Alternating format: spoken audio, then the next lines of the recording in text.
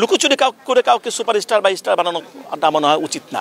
আমার মনে হচ্ছে এই লোকটা এতদিন ভর পাবনা পাগলা গারোতে ভর্তি ছিল, তিনি হুট করে ছাড়া পাওয়ার পরে শাকিব খানকে নিয়ে এরকমভাবে মন্তব্য করলেন। শাকিব খানকে এত বড় অপমান, শাকিব খান চুরি করে সুপারস্টার হয়েছে, শাকিব খানের সিনেমাগুলো সব ফ্লপ হয়, শাকিব খানের পেছনে কালো টাকা ইনভেস্ট করে তারপরে সিনেমা তৈরি হয়, শাকিব খানের সিনেমার হলে দর্শক যায় না। ভাই এত বড় অপমান মানা যায়? শাকিব খানকে নিয়ে এই লোকটি এরকমভাবে মন্তব্য করলো, এর প্রতিবাদ হিসাবে কিংবা এই লোকটি যে কারো টাকায় লেলে দেওয়া শাকিব খানকে নিয়ে বদনাম করছে না, এখানেও সন্দেহ রয়েছে। ভাবাদাস তিনি যেটা বলছে, আপনারা একটু আমার কথাগুলো শুনবেন এবং তিনি যে শাকিব খানকে নিয়ে এত বড় অপমানজনক কথা বললেন এর প্রতিবাদ হিসেবে আপনারাও প্রতিবাদ করে যাবেন। এখানে তিনি যেটা বলছে যে শাকিব খান চুরি করে, গোপনে লুকো চুরি করে তিনি সুপারস্টার তকমা পেয়েছে। ভাই আপনার এই কথাটা আমি মানতে পারলাম না। কেন মানতে পারলাম না?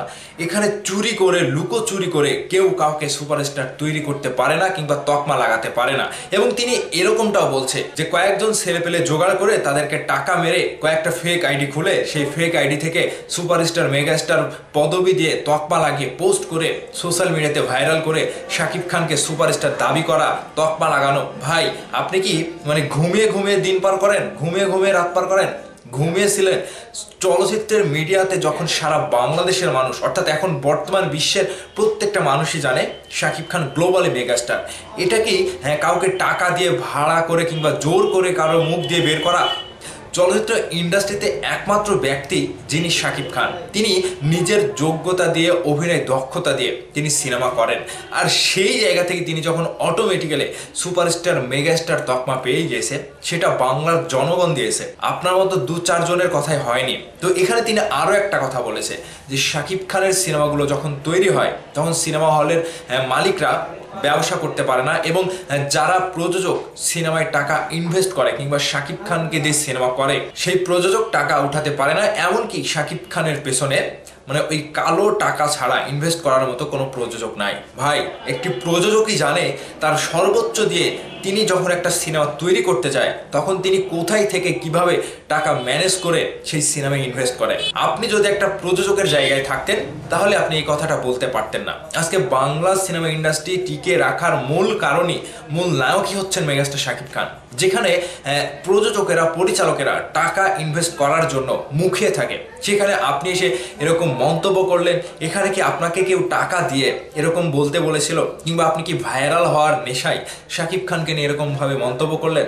ভাই দিনের পর দিন আপনার মতো অনেকেই, আপনারা মানে আপনাকে আমি চিনি না আপনি কে, অনেকেই এরকমভাবে মন্তব্য করেছে শাকিব খানকে আটকানোর জন্য, তার কাজগুলো বন্ধ করে দেওয়ার জন্য, কিন্তু কেউ পারেনি। দিন শেষে তার পেছনে কারা ছিল জানেন? তার ভক্তরা, সাকিবিয়ানরা।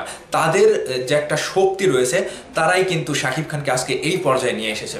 আর শুধু সাকিবিয়ানরাই না, বাংলাদেশের সর্বসাধারণ প্রত্যেকটা শ্রেণীর মানুষ শাকিব খানকে একজন বাংলাদেশের সুপারস্টার, মেগাস্টার হিসেবে আখ্যায়িত দিয়েছে। তো এখানে আপনার মতো 2-1 লোক টাকা খেয়ে, ঘুষ খেয়ে, পর্দায় এসে, ইউটিউবে এসে, ফেসবুকে এসে এরকমভাবে মন্তব্য করাতে আমাদের কিচ্ছু যায় আসে না, শাকিব খানেরও কিচ্ছু যায় আসে না। 2-4 জন এসে এরকম বলবেই, কেউ তাকে ঘুষ দিয়েছে, কেউ তাকে টাকা খাইয়েছে, এই জন্য তারা এসে শাকিব খানকে নিয়ে এরকম মন্তব্য করতেই পারে। এখানে শাকিব খানের গায়ে মাখানোর কোনো দরকার নাই বলে আমি মনে করছি।